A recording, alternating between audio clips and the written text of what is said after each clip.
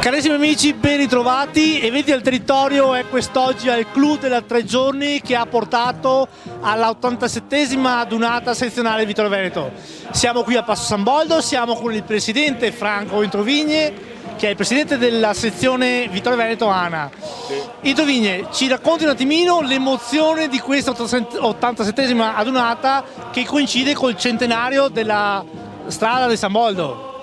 Sì, buongiorno a tutti, non potevamo essere qua su oggi a San Boldo per celebrare la memoria dei nostri eroi come abbiamo fatto in questo anno del centenario, ma soprattutto anche per ricordare un grande evento, la costruzione della strada dei 100 giorni, le 5 gallerie che abbiamo percorso stamattina in sfilata, segno storico di un grande evento, di una grande opera di alta ingegneria che progettata per fini bellici è diventata invece un percorso di pace, un percorso che ha unito i popoli, 2 vallate, quella trevigiana e quella bellunese, ma poi che si proietta verso l'Austria, ma verso anche i popoli di Europa, per la quale poi abbiamo costruito appunto l'unità europea.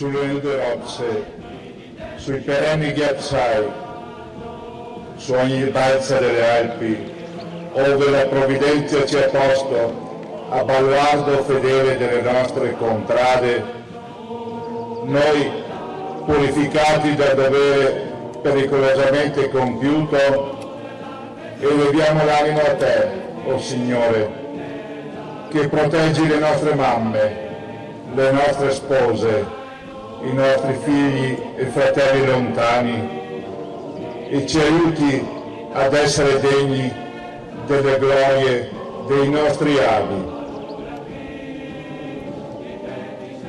Dio Onnipotente, che governi tutti gli elementi, salva noi, armati come siamo, di fede e di amore. Salvaci dal gelo implacabile, dai vortici della tormenta, dall'impeto della valanga.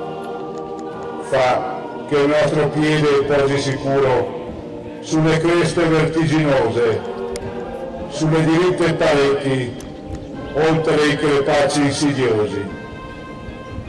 Rendi forti le nostre armi contro chiunque minacci la nostra patria, la nostra bandiera, la nostra millenaria civiltà cristiana. E tu, Madre di Dio, candida più della neve, tu che hai conosciuto e raccolto ogni sofferenza ed ogni sacrificio di tutti gli alpini caduti, tu che conosci e raccogli ogni anelito e ogni speranza di tutti gli alpini vivi e in armi, tu benedici e sorridi ai nostri battaglioni, ai nostri gruppi, così sia.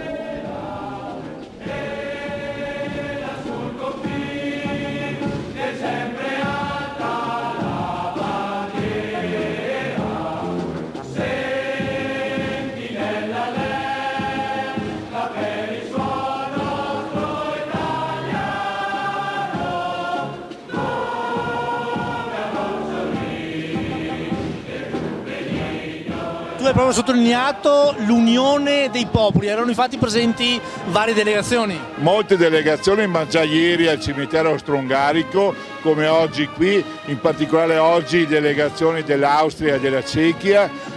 Sostanzialmente eravamo un tempo contrapposti, ma poi siamo diventati fratelli e insieme a loro celebriamo e onoriamo i caduti di tutte le guerre, di tutte le nazioni, di tutte le bandiere.